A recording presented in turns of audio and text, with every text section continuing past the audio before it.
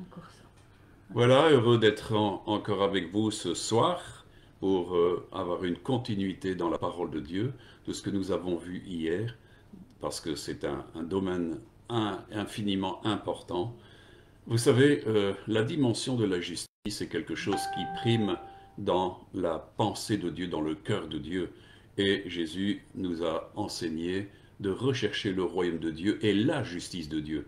Nous sommes dans une période où nous voyons que beaucoup de personnes, en fin de compte, ne tiennent plus compte de justice parce que dans le monde, ça disparaît. La droiture disparaît, tout ce qui est moral disparaît. Mais le peuple de Dieu est un peuple qui doit justement exceller justement dans la dimension de la justice et de la droiture. Jésus a dit, allez et dites que le royaume de Dieu vient. Or, le royaume de Dieu, comme le disait Paul, ne consiste pas dans le manger et le boire, mais dans la paix, la joie, l'amour et la justice par la puissance du Saint-Esprit. Paul disait lui-même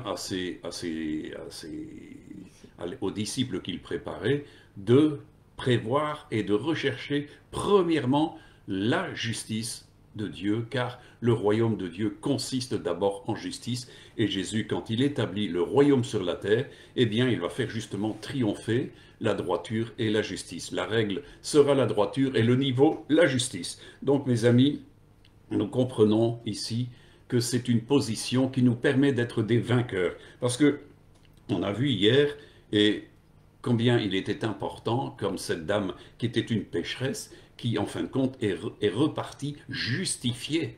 Et comme on l'a vu, elle est devenue justice de Dieu, mes amis. Parce que cette justice de Christ, il la revêt quand nous sommes pardonnés, que nous recevons miséricorde et grâce de sa part. Eh bien, automatiquement, mes amis, nous devenons un être tout à fait particulier que Dieu appelle justice de Dieu. Amen. Alors, voyez-vous, je voudrais parler ici j'avais pris un titre, les justes resplendiront comme le soleil dans le royaume de leur Père. C'est en vertu de la parabole le semeur qui était venu, et il avait semé de la bonne semence, et puis le diable était venu et avait semé de l'ivraie.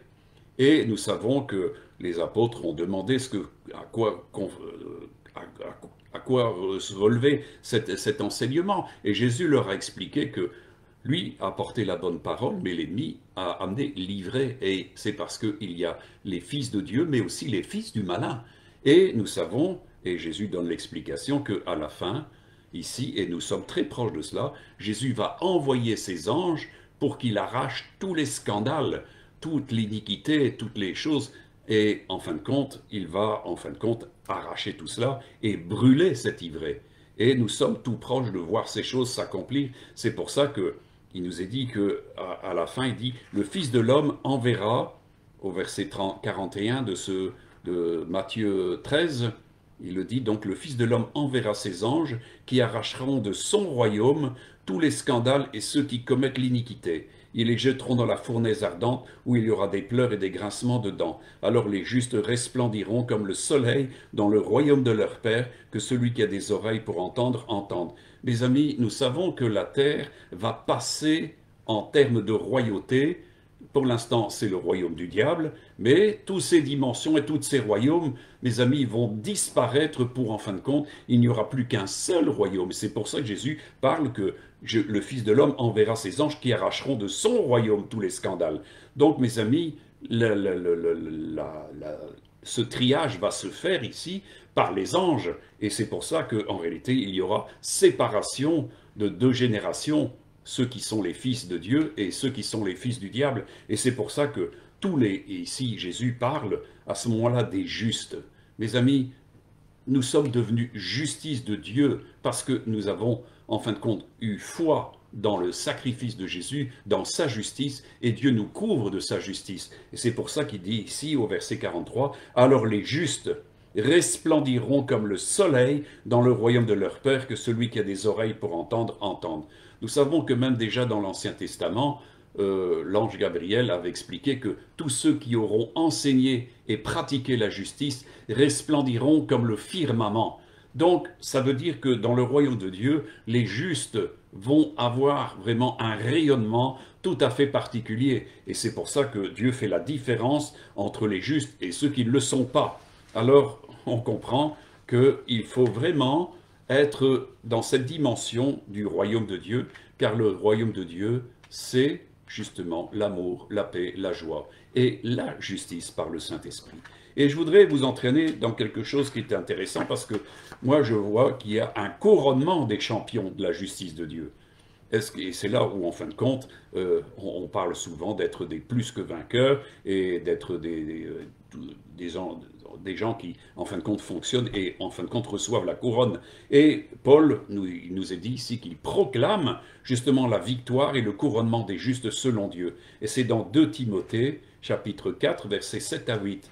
Il dit « J'ai combattu le bon combat, j'ai achevé la course, j'ai gardé la foi. Désormais, la couronne de justice m'est réservée. Le Seigneur, le juste juge, me la donnera en ce jour-là, non seulement à moi, mais encore à tous ceux qui auront aimé son avènement. » Les amis, on sait, la parole de Dieu nous parle, et c'est Pierre qui le dit, « Travaillez avec crainte à votre élection et à votre vocation. » Mes amis, notre vocation, c'est une vocation éternelle. Notre vocation, elle se joue justement en Christ. Notre but, c'est Christ. Nous courons vers le but, c'est Christ.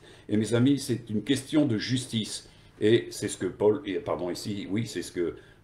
nous dit à Timothée. J'ai combattu le beau combat, j'ai achevé la course, j'ai gardé la foi. Et désormais, dit-il, la couronne de justice m'est réservée. Le Seigneur, le juste juge, me la donnera en ce jour-là, et non seulement à moi, mais encore à tous ceux qui auront aimé son avènement. Alors mes amis, est-ce que vous faites partie des champions, des futurs champions, qui auront ce couronnement de justice? Et nous savons que c'est Jésus qui va couronner. Amen. Alors, je voudrais vous encourager, justement, afin de rechercher la justice de Dieu. Jésus nous a fait nous donner de l'ordre, l'ordre de ne pas faire comme les païens qui recherchaient simplement des satisfactions, mais de rechercher le royaume de Dieu et la justice qui est celle de Dieu. Et il a dit, et vous aurez tout par au-dessus. Donc, s'occuper du royaume de Dieu et de la justice qui vient de Dieu, mes amis, c'est quelque chose d'hyper important dans ce temps-ci. Alors, mes amis, il y a des interpellations. Moi, je prends les Écritures parce que moi, les Écritures m'interpellent beaucoup, parce que notre foi s'établit et notre enseignement et notre connaissance des choses de Dieu passe par la parole de Dieu. Aussi, je voudrais prendre avec vous dans l'Épître aux Hébreux, chapitre 12, du verset 18 à 26. Alors, il nous est dit, et c'est la question qui est posée dans le courant de ce texte, « De quoi et de qui vous êtes-vous approchés ?» Bonne question, n'est-ce pas? Il dit au verset 18, « Vous ne vous êtes pas approchés d'une montagne qu'on pouvait toucher et qui était embrasée par le feu, ni de la nuée, ni des ténèbres, ni de la tempête, ni du retentissement de la trompette, ni du bruit des paroles, tels que ceux qui l'entendirent demandèrent qu'il ne leur fût plus adressé encore une de plus. Car ils ne supportaient pas cette déclaration. Si même une bête touche la montagne, elle sera lapidée. Et ce spectacle était si terrible que Moïse dit, « Je suis épouvanté, tout tremblant. » Mais vous vous êtes approchés, c'est ça qui est important. Ici, l'Épître aux Hébreux, l'auteur dit, mais, dit-il, vous n'êtes pas approchés de ça, mais vous vous êtes approchés de la montagne de Sion, de la cité du Dieu vivant, de la Jérusalem céleste, des myriades qui forment le cœur des anges et de l'assemblée des premiers-nés inscrits dans les cieux, donc ceux qui sont inscrits dans le livre de vie, du juge qui est le Dieu de tous les esprits, des justes parvenus à la perfection, de Jésus qui est le médiateur de la nouvelle alliance et du sang de l'aspersion qui parle mieux que celui d'Abel. Et il dit, gardez-vous de refuser d'entendre celui qui parle, car si ceux-là n'ont pas échappé, qui refusèrent d'entendre celui qui publiait les oracles sur la terre, combien moins échapperons-nous si nous nous détournons de celui qui parle du haut des cieux, lui dont la voix encore ébranla la terre, et qui maintenant a fait cette promesse, une fois encore j'ébranlerai non seulement la terre, mais aussi le ciel. Nous sommes devant des choses qui vont se faire où Dieu va tout ébranler, encore la terre et les cieux. Mes amis, c'est Dieu qui est maître des circonstances. Et il prépare un peuple qui va être justement cette dimension des justes. Amen. Il nous est parlé ici des esprits des justes qui sont parvenus à la perfection. Dieu est en train de perfectionner son peuple pour être ces justes-là, perfectionnés, affermis et, en fin de compte, rendus semblables au Fils de Dieu. Amen.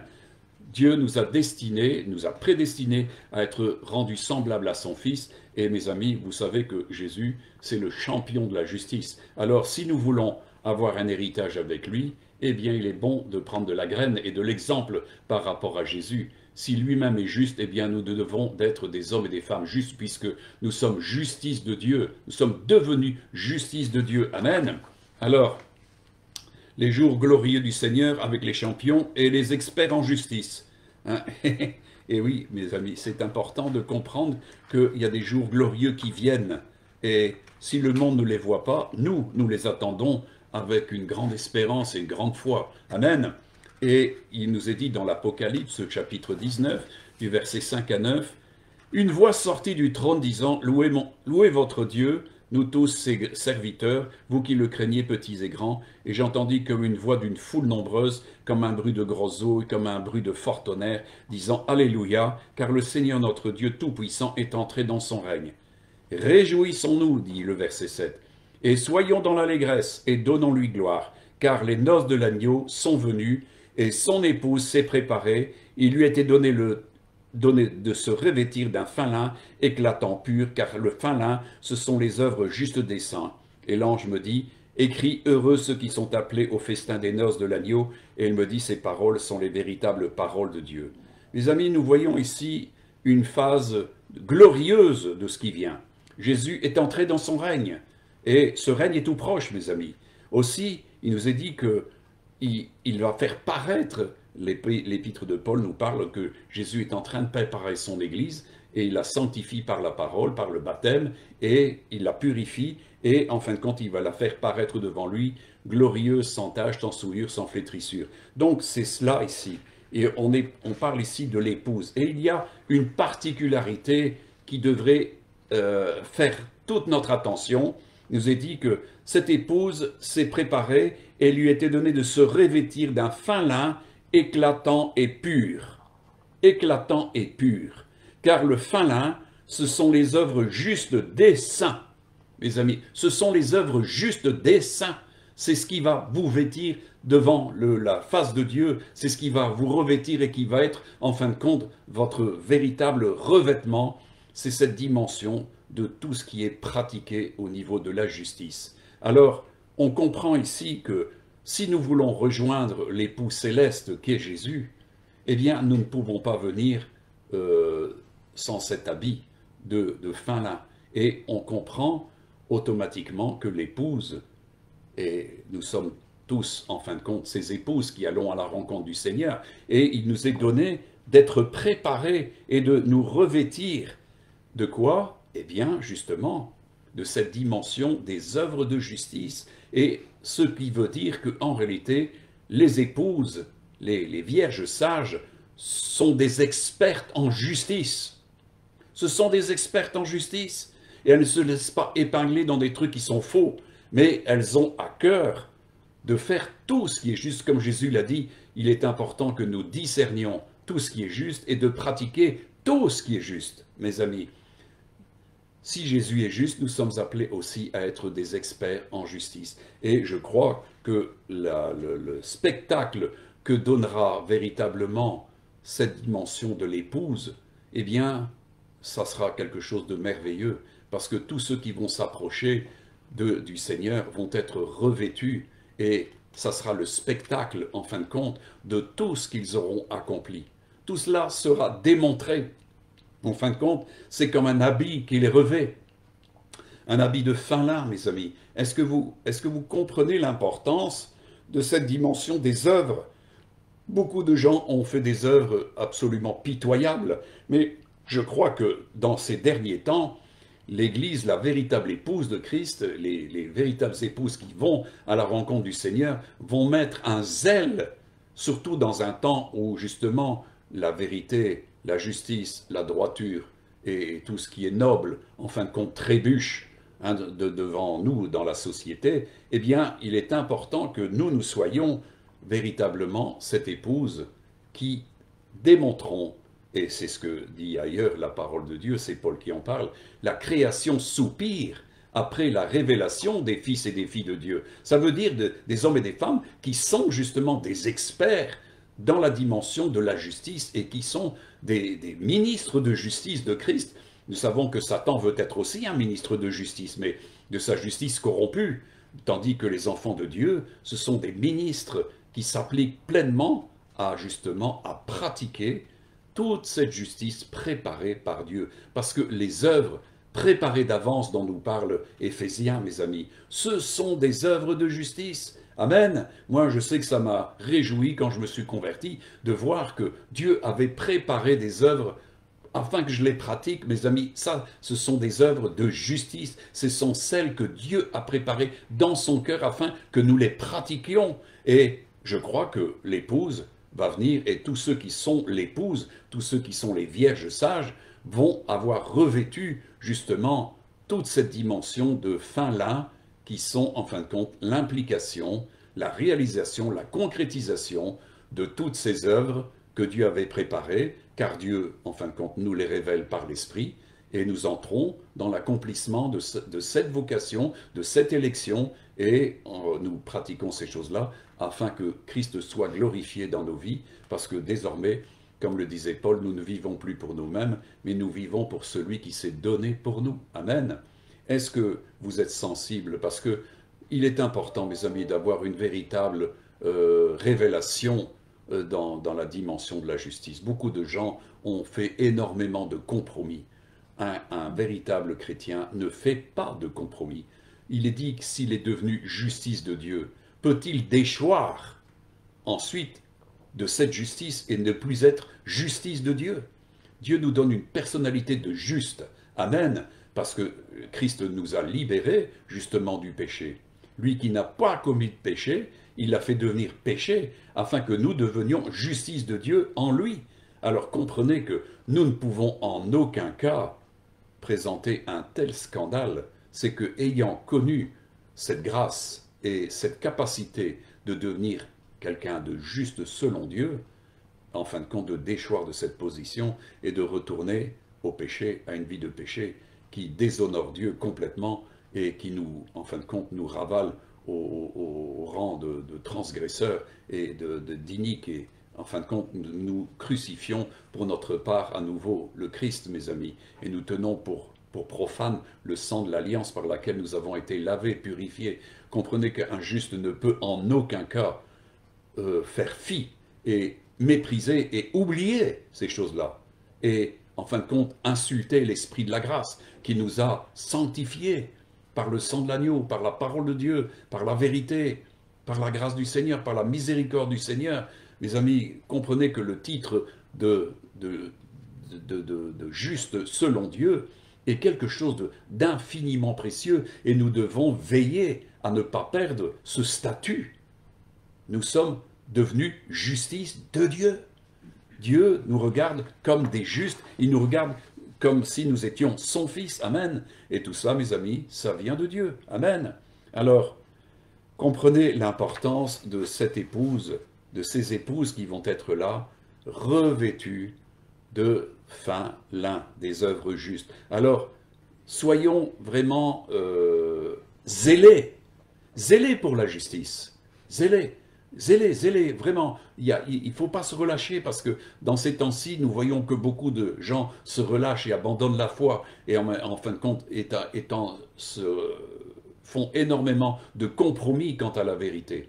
Ça, vous savez que l'apôtre nous parle, il dit que ayant revêtu la création nouvelle, c'est-à-dire l'homme créé selon Dieu, la femme créée selon Dieu, dans une justice et une sainteté que produit la vérité doit toujours engendrer en nous une compréhension de ce qui est saint et de ce qui est juste, mes amis. C'est la vérité qui nous enseigne tout ce qui est juste. Et il est important d'obéir à la vérité, parce que là, en cela, vous accomplirez toujours la justice de Dieu. Amen. Personne ne sera tenu pour être inique s'il a pratiqué la justice de Dieu. Non, ce sont les rebelles qui ne pratiquent pas la justice de Dieu. Ce sont les gens qui sont aveugles, qui sont sourds, qui ont le cœur dur. Mais ceux qui sont enfants de Dieu se plaisent à rechercher, en fin de compte, la justice de Dieu et à la pratiquer. C'est pas simplement de la connaître. C'est ce que Jésus dit. Ne vous bornez pas d'écouter. C'est ce que Jacques dit aussi dans son épître. Ne vous bornez pas d'écouter la parole de justice, mais pratiquez-la. Et ça, c'est important, parce que beaucoup font défaut là-dedans. Mes amis, les épouses qui montent, mes amis, ce sont des réalisatrices de la parole de Dieu. Ce sont des gens qui, en fin de compte, activent la vérité et la justice et pratiquent, en fin de compte, toute la dimension de la sainteté. Alors, ne nous relâchons pas, c'est pas le moment. Hein. Alors, comprenez, encore une fois, je relis ce verset qui est absolument extraordinaire dans 2 Corinthiens 5, 21. Celui qui n'a pas connu le péché, c'est-à-dire Jésus, il a fait devenir péché pour nous. Il a endossé la dimension de notre iniquité, de notre malédiction. Il dit, afin que nous devenions en lui justice de Dieu. Amen. Alors, non seulement Dieu nous a donné sa justice, mais nous sommes devenus en Christ justice de Dieu. Nous sommes devenus, dans notre esprit régénéré, un être entièrement nouveau, juste comme Dieu lui-même, c'est-à-dire pur et saint comme Dieu lui-même. Est-ce que vous pouvez croire ça? Mes amis, il est important de croire ça parce que celui qui est purifié par le Christ, il nous est dit qu'il est sanctifié, son œuvre est parfaite. Alors, justement, je prends ici ce texte d'Hébreux 10 qui nous confirme un peu tout cela. Il nous est dit dans Hébreux 10, versets 12 à 17, « Lui, après avoir offert un seul sacrifice pour les péchés, s'est assis pour toujours à la droite de Dieu, attendant désormais que ses ennemis soient devenus son marchepied. Car, dit-il, par une seule offrande, il a amené à la perfection pour toujours ceux qui sont sanctifiés. C'est ce que les Saint-Esprits nous attestent aussi, car après avoir dit « Voici l'alliance que je ferai avec eux », après ces jours-là, dit le Seigneur, je mettrai mes lois dans leur cœur et je les écrirai dans leur esprit. Et il ajoute, et je ne me souviendrai plus de leurs péchés ni de leurs iniquités.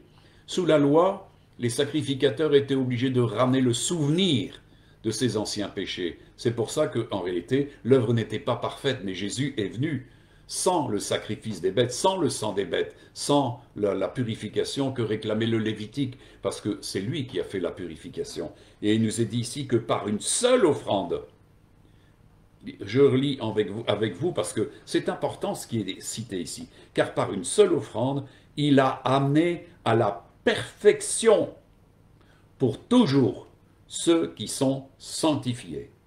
C'est ce que le Saint-Esprit nous atteste. Mes amis, par une seule offrande, il nous a amenés dans la nature nouvelle, et c'est pour ça qu'il est dit qu'il inscrit ses lois, des lois de justice, dans nos cœurs et sur notre esprit. Je relis, je mettrai mes lois dans leur cœur et je les écrirai dans leur esprit. Et ça, mes amis, ça c'est la capacité des justes de recevoir cette dimension inscrite dans leur cœur et dans leur esprit. C'est ce que Dieu précédemment avait dit. Désormais, je n'inscrirai plus jamais mes lois sur des tables de pierre, mais je les inscrirai sur des tables de chair. Et si nous voyons la pleine signification de cela, et dit, je mettrai mes lois, et ce sont des lois de justice, mes amis. Ce sont des lois d'amour, ce sont des lois de liberté. C'est la loi parfaite en Christ. Amen. Alors, comprenez l'importance que Dieu puisse inscrire véritablement dans nos cœurs.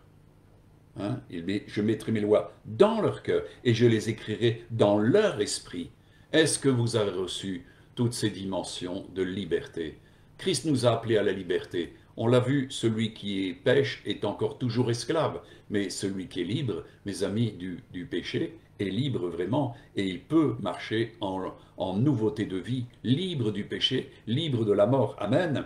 Alors, comprenez l'importance ici, pour les justes, de ce que nous retenions, puisque Dieu inscrit et met dans nos cœurs. Mes amis, est-ce que nous retenons ce que Dieu inscrit et met dans nos cœurs?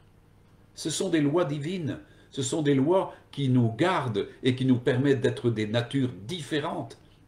C'est là où il y a tout un bouleversement, une régénération puissante qui se fait, un bouleversement, et c'est ce qui se passe quand nous l'avons vu, quand quelqu'un qui est pécheur vient à la vie et reçoit le salut. Il vit, il est devenu un homme nouveau, une femme nouvelle, toutes choses deviennent nouvelles, toutes les choses anciennes doivent passer et toutes choses doivent devenir nouvelles. Et c'est là où nous rentrons justement dans l'expérience d'une vie et d'une marche dans la vie nouvelle avec le Seigneur. Et ça, c'est toujours parce que Dieu inscrit des choses dans nos cœurs et dans nos esprits. Alors, mes amis, qui servez-vous? Quel maître servez-vous? Jésus a dit aux pharisiens, vous avez pour père le diable. Hein. Il se réclamait d'être les enfants d'Abraham, et il leur a dit, mais si vous étiez les fils d'Abraham, ben vous feriez les œuvres d'Abraham. Mais il leur a dit, mais vous avez pour père le diable. Et tout ça parce qu'il leur avait dit qu'en réalité, s'ils gardaient sa parole, ils connaîtraient la vérité, ils deviendraient des vrais disciples, et le Seigneur les affranchirait et les rendrait parfaitement libres. Et s'était mis en colère, parce qu'en réalité, il leur a rétorqué qu'en réalité, ils n'avaient jamais été esclaves de personne. Et Jésus a dû leur dire, mais vous savez, en réalité, on est toujours esclaves de ce qui a triomphé de nous. Donc vous avez votre maître, à partir du moment où le péché domine sur vous, vous avez un maître. Hein. Et en fin de compte, Jésus est venu pour changer cette donne. Il est venu pour changer notre statut afin que nous ne soyons plus esclaves d'un maître. C'est pour ça, je vous pose la question, qui servez-vous et à quel maître appartenez-vous?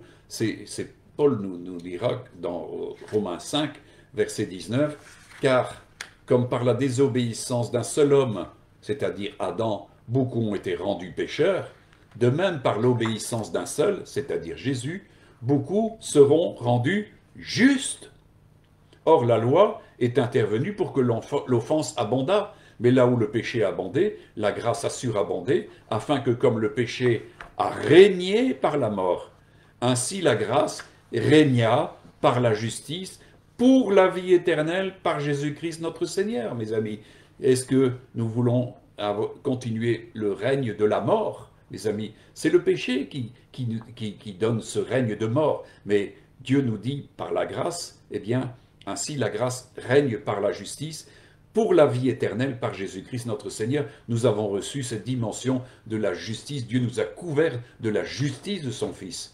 Mes amis, nous en étions totalement indignes. Est-ce que vous comprenez l'échange qui se fait de miséricordieux et de grâce que Dieu nous donne avec comme on l'a vu déjà précédemment, par le don de la grâce et le don de la justice? Mes amis, ceux qui ont reçu le don de la grâce et le don de la justice vont régner dans la vie avec Jésus-Christ. Alors, où est l'occasion d'avoir peur? Où est l'occasion de craindre encore? Mes amis, Dieu nous donne une fameuse assurance de ce qui vient bientôt. Alors, je veux vous encourager. Alors, comprenez l'importance. Et je reviens, mes amis, la désobéissance d'un homme a fait que tout le monde est devenu pécheur. Le péché est entré dans le monde par un homme et s'est étendu à tous les hommes. Mais par un homme aussi, qui est Jésus, beaucoup seront rendus justes. Amen. Ils seront rendus justes. Je répète, les amis, le péché a permis que, en fin de compte, excusez-moi. Or, la loi est intervenue pour que l'offense abondât, mais là où le péché a abondé, la grâce a surabondé, afin que, comme le péché a régné par la mort, mes amis, le péché règne toujours par la mort. La mort entraîne le péché, les deux se tiennent, mes amis. Ainsi, la grâce régna par la justice, pour la vie éternelle par Jésus-Christ notre Seigneur. Nous sommes appelés à la vie éternelle. Jésus a mis en évidence l'immortalité en mourant pour nous, mais aussi en ressuscitant. Et il est notre justice, mes amis. Alors, nous recevons ce don de justice. Et c'est important de comprendre toutes ces choses afin, justement, de méditer et de remercier d'avoir un tel Seigneur qui nous permet, en fin de compte, de passer de la mort à la vie. Celui qui est en Christ est passé de la mort à la vie. Et le péché n'a plus de pouvoir sur lui. Parce que la grâce est là, la justice de Dieu est là. Et il ne peut plus pécher. La nature qu'il a reçue de Dieu lui permet de résister, en fin de compte, à la dimension du péché. Et il ne rentre plus dans cette dimension de communion avec le Maître. Amen. Alors, Paul continue de nous donner un enseignement justement sur la dimension de qui est notre maître. Dans Romains 6, versets 16 et 18, il dit « Ne savez-vous pas qu'en vous livrant à quelqu'un comme esclave pour lui obéir, vous êtes esclave de celui à qui vous obéissez, soit du péché qui conduit à la mort, soit de l'obéissance qui conduit à la justice. » Et alors, après, il dit « Mais grâce soit rendue à Dieu de ce que, après avoir été esclave du péché, vous avez obéi de cœur à la règle de doctrine dans laquelle vous avez été instruits, ayant été affranchis du péché, vous êtes devenus esclaves de la justice. Amen. Vous êtes devenus justice de Dieu. C'est ce qui s'est passé, on l'a vu hier, pour cette femme pécheresse, aussi pour Zachée et encore d'autres, la parabole du publicain, et beaucoup d'hommes et de femmes qui ont été justifiés, les amis, de leur péché. C'est ça qui est important. Et ils sont passés d'un maître à un autre. Mes amis, auparavant, nous servions les desseins de l'ennemi. Nous servions ces desseins ténébreux, et nous étions des enfants de malheur, nous étions des enfants rebelles, nous étions des enfants qui ne pratiquaient pas la justice. On ne savait même pas ce que ça voulait dire, la justice de Dieu, pour la plupart d'entre nous. Hein, mais justement, et c'est ça qui est un merveilleux, dans le verset 17, « Mais grâce soit rendue à Dieu de ce que, après avoir été esclave du péché, est-ce que vous êtes conscient de ce que vous avez été esclave du péché? Mais après, c'est ce qu'il est dit, après, mais grâce soit rendue à Dieu de ce que, après avoir été esclave du péché, vous avez obéi. Obéi de quoi? De cœur. Et c'est pour ça qu'on l'a vu hier encore, il nous est dit que c'est quand on se repent de cœur, quand on se convertit et qu'on se repent de cœur à Christ. Là, les choses se passent. Mais tant que le cœur ne se convertit pas, mes amis, eh bien, il a le pouvoir sur le cœur. C'est pour ça que vous avez obéi de cœur à la règle de doctrine dans laquelle vous avez été instruit. De quoi avez-vous été instruit? Moi, je suis ici en train de vous instruire sur cette dimension qui va vous permettre d'être dans une dimension de justice. Et comme il le dit ici, ayant été affranchis du péché, vous êtes devenus esclaves de la justice. Ça semble un mot péjoratif d'être esclave, mais en réalité, ça montre en fin de compte la dimension de la soumission à quelqu'un qui produit en nous quelque chose. Mes amis, on l'a vu, c'est ce que je répète le verset 16, ne savez-vous pas qu'en vous livrant à quelqu'un comme esclave pour lui obéir? Mes amis, auparavant, c'est ce qu'on faisait. Et vous êtes esclave de celui à qui vous obéissez.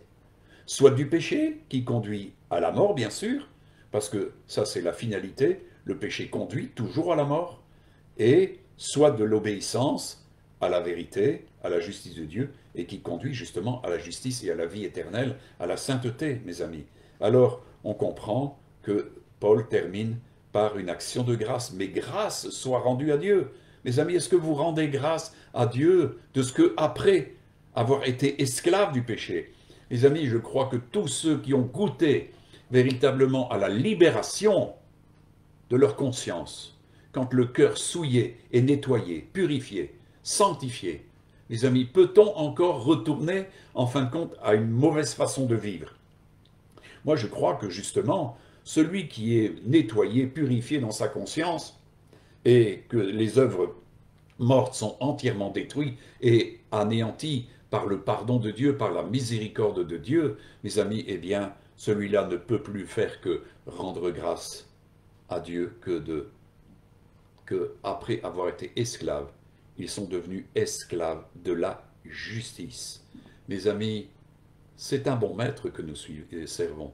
Et mes amis, quel plus doux esclavage que d'être esclave de la justice. Mes amis, dans le monde, il y a beaucoup de gens qui sont esclaves. Mais c'est souvent pour des mauvaises causes et dans des conditions très mauvaises. Hein, quand on parle d'esclaves, c'est tout de suite on voit des anneaux mis aux pieds, au cou, hein, des menottes et tout ce qui s'ensuit. On est esclave, on est astreint, on est dans des fers. Mais mes amis, être esclave de Christ, mes amis, c'est quelque chose de très doux, en fin de compte.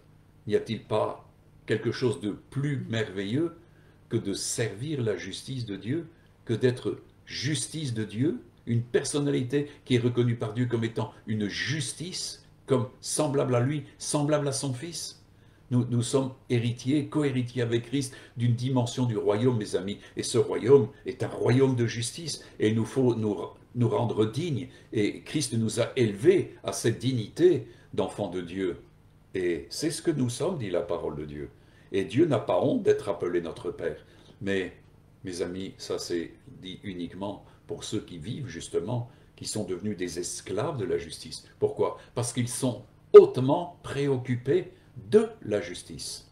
C'est ce que disait Paul à ses futurs prédicateurs, Timothée, Théophile, tout ça. vous, hommes de Dieu, recherchez premièrement la justice. Le royaume de Dieu consiste d'abord en justice. Tout ce qui vient va être une question de justice. Jésus est le juste juge, mes amis, et juge avec droiture. Et, mes amis, son jugement est incontournable parce que c'est une dimension de justice. Et il faut nous apprêter justement à vivre dans cette dimension. Parce que dans cette dimension de justice, il y a énormément de liberté, énormément de grâce, énormément d'amour. Il y a vraiment un contexte de la justice de Dieu qui est vraiment agréable pour tout le monde parce qu'en réalité, celui qui pratique la justice, mes amis, peut-il vraiment déplaire aux autres? Peut-il vraiment faire quelque chose de mal? Mes amis, non, son cœur est incliné justement à faire ce qui est juste, c'est-à-dire faire ce qui est bien. Il n'y a que de la grâce, il n'y a que de la dimension de bonté, parce que justement, le royaume de Dieu consiste justement dans l'action du Saint-Esprit qui nous amène à aimer et avoir de la patience, de la bonté, et on sait tous les fruits du Saint-Esprit. En réalité, tout cela est dans un contexte de justice, mes amis. Alors, soyons fermes dans notre position dans ces temps-ci, parce que le Seigneur vient bientôt, et il vient retrouver une épouse qui a véritablement cumulé tout le long de sa vie, justement, des œuvres de justice. C'est comme ça que vous allez paraître, c'est le fin lin, c'est le fin lin des œuvres des saints, mes amis. Tout ça est préparé d'avance. Il suffit juste d'y rentrer avec un cœur désireux de ces choses-là. Est-ce que vous voulez vraiment être des esclaves de Christ? Paul se considérait comme esclave de Christ. Hein, et, mes amis, après avoir été esclave du péché, il n'avait plus qu'une seule hâte, c'est justement d'être esclave de la vérité, de la justice. Amen. Et d'être un esclave rempli d'amour pour son Seigneur et pour les autres. Maintenant, comme le dit l'apôtre Paul, toujours en Romains, hein, maintenant, il est dit dans Romains 6, versets 19 à 23, il dit « Je parle à la manière des hommes à cause de la faiblesse de votre chair, de même que vous avez livré vos membres comme esclaves à l'impureté et à l'iniquité pour arriver à l'iniquité, parce que c'est la conclusion, et ainsi maintenant livrez vos membres comme esclaves à la justice pour arriver à la sainteté. » Mes amis, Dieu nous a finalisés dans la sainteté. Vous avez pour fin la sainteté. Dieu dit qu'il nous faut rechercher la sainteté sans laquelle personne ne verra Dieu. Donc, la sainteté s'inscrit dans une dimension de justice tout azimut, dans tous les domaines. Mes amis, dans tous les domaines, il n'est pas question de laisser de côté des choses. Non, il est important de faire, comme Jésus l'a dit, tout ce qui est juste et de se comporter comme des hommes justes, mes amis. Et ça, il faut revoir notre copie quant à ce qu'il s'agit de vivre avec nos conjoints, avec notre mari, avec notre femme, avec nos enfants et avec les autres. Il y a une question que nous devons vraiment être là, des ambassadeurs et des officiers, des ministres de la justice de Dieu, qui pratiquons toute la justice. C'est ce que Dieu attend de nous. Et d'ailleurs, je peux vous dire une chose, c'est que Jésus l'a dit lui-même dans son enseignement, celui qui pratique la justice et qui après ne pratique plus la justice, on ne se souviendra même plus de ce qu'il aurait pu auparavant pratiquer la justice. Il ne nous permet pas de baisser les bras quant à ce qui concerne la justice, mes amis. C'est important. Il est important que nous soyons persévérants dans ce domaine-là pour être justement cette épouse qui va être rendue glorieuse auprès de son Seigneur. Comprenez l'importance de ce que nous vivons maintenant afin de nous perfectionner et en fin de compte, de nous exhorter les uns les autres justement à ces bonnes attitudes de façon à ce que, en fin de compte, nous fassions tout le plaisir de Dieu, parce que Dieu a les yeux sur les justes. Alors, comprenez l'importance de tout ça. Alors, je reprends. Donc, je parle à la manière des hommes, à cause de la faiblesse de votre chair, de même que vous avez livré vos membres comme esclaves à l'impureté et à l'iniquité, pour arriver à l'iniquité. Et ici, bien sûr, il y a dedans, on pourrait inscrire beaucoup de choses quant à ce qui concerne l'iniquité. La rébellion, l'orgueil, hein, la convoitise et tout ce que vous pouvez imaginer. Hein, et donc, c'est pour arriver à une somme d'iniquité. L'iniquité, mes amis, arrive à un stade ici dans le monde qui est devenu insupportable pour Dieu. C'est pour ça que bientôt, la dimension de la grâce va disparaître parce que le monde est arrivé à un summum d'iniquité. Et c'est pour ça que le peuple de Dieu est un peuple de lumière et pas un peuple des ténèbres. Et il est là pour manifester la lumière. C'est ce que Jésus a dit. Vous êtes la lampe qui brille dans les ténèbres et vous êtes le sel de la terre. Donc il est important que dans ces temps-ci qui semblent très critiques, parce que c'est vrai que les temps ici que nous traversons sont critiques, et Dieu le savait très bien, et ceux qui sont avertis par le Saint-Esprit savent très bien ce qui se passe ici. Mais mes amis, nous sommes dans un temps où tout est en train de se conclure, et c'est pour ça que nous devons conclure cela justement en marchant d'une manière digne du Seigneur. Comme le Seigneur a marché, nous devons marcher aussi. Amen. Alors, maintenant, il dit, ainsi, maintenant, livrez vos membres comme esclaves à la justice pour arriver à la sainteté. Mes amis, et je crois que les membres, ça comprend aussi la langue. Hein, Jacques nous parle que la langue, c'est le plus petit des instruments, le plus petit des membres. Mais dans le corps, il est enflammé du feu de la géhenne. Et c'est pour ça qu'il est dit de ne pas parler mal. Hein. Je crois que, d'ailleurs, Jésus a dit que l'homme rendrait compte de toute parole insensée qui sort de sa bouche. Nous aurons à rendre compte de nos paroles. Donc il y a une véritable maîtrise afin que notre langue soit une dimension de justice. Amen. Jésus lui-même, il nous est dit, Ésaïe, que Dieu lui a donné une langue exercée afin qu'il puisse soutenir celui qui est dans la difficulté. Mes amis, Jésus était quelqu'un qui était là pour soutenir et pas pour condamner. Il était là pour soutenir vraiment celui qui est dans la difficulté. Alors mes amis, soyons des hommes et des femmes qui livrons nos membres comme esclaves à la justice. Donc que la justice soit notre directrice en tout temps, de façon à nous appliquer justement à tout ce qui est juste. Car lorsque vous étiez esclaves du péché, vous étiez libres à l'égard de la justice. Quels fruits portiez-vous alors? C'est des fruits dont vous rougissez aujourd'hui. Car la fin de ces choses, c'est la mort. Mais maintenant, étant affranchis du péché et devenus esclaves de Dieu, vous avez pour fruit la sainteté et pour fin la vie éternelle. Car le salaire du péché, c'est la mort, mais le don gratuit de Dieu, c'est la vie éternelle en Jésus-Christ notre Seigneur. Alléluia, mes amis, rendons grâce au Seigneur de ce que, en fin de compte, quand nous étions esclaves, Dieu nous a retirés de cet esclavage. Est-ce que nous sommes conscients que nous étions esclaves du péché? Il y a des gens, moi j'ai vu au travers de mon parcours au niveau du ministère, eh bien des gens ne sont pas du tout conscients, en fin de compte, de ce qu'ils ont été. Je crois qu'il y a il y a un manque de réalisme, il y a un aveuglement qui est là et ils n'ont rien compris du tout à ce que Jésus est venu faire pour eux. Et en fin de compte, ils pratiquent constamment une vie qui n'est pas du tout selon la justice et la sainteté de Dieu. Et mes amis, la parole de Dieu, elle est claire. On a pour fin la mort spirituelle. L'âme qui pêche, c'est l'âme qui meurt, mes amis. Et Dieu ne va pas s'entourer d'hommes et de femmes qui, en fin de compte, transgresse sa parole et ses lois. Dieu a inscrit ses lois dans notre cœur et dans notre esprit. Et il est important que nous soyons au fait de ces choses-là. Celui qui a un cœur bon, un esprit nouveau, mes amis, peut marcher vraiment en vie nouvelle et par l'Esprit de Dieu. Amen. Alors, j'en arrive à une conclusion avec Pierre. 1 Pierre, chapitre 3, versets 10 à 13. « Si quelqu'un en effet veut aimer la vie et voir des jours heureux, qu'il préserve sa langue du mal et ses lèvres des paroles trompeuses, qu'il s'éloigne du mal et fasse le bien, qu'il recherche la paix et la poursuive, car les yeux du Seigneur sont sur les justes et ses oreilles sont attentives à leurs prières. Mais la face du Seigneur est contre ceux qui font le mal, et qui vous maltraitera si vous êtes zélés pour le bien.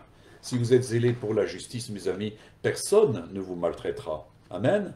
Il est important que le monde voit encore la révélation des fils et des filles de Dieu.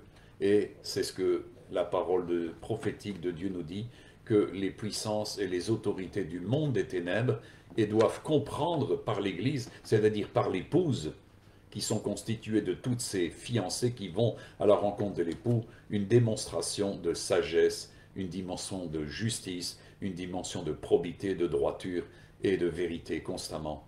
Mes amis, de notre bouche ne doit sortir que la grâce, que la bénédiction. C'est ce que dit la parole de Dieu, mes amis. On est là pour bénir et ne jamais maudire. Amen. Il est important de faire ces choses-là et de se rendre vraiment semblable à Christ.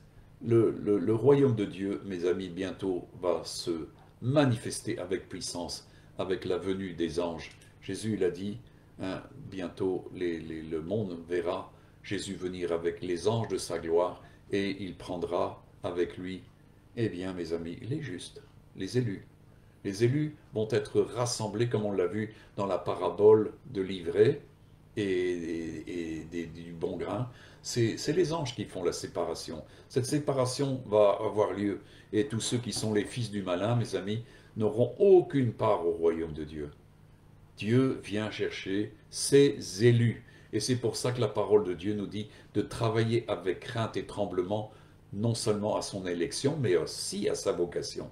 Il est important que nous remplissions la vocation céleste qui nous a été adressée dès les temps éternels. Dieu nous a connus d'avance, mes amis. Il nous a donné un esprit de révélation et de sagesse pour que nous comprenions tout ce que dans sa grâce il a prévu. Et dans sa grâce, il a prévu toutes les œuvres de justice.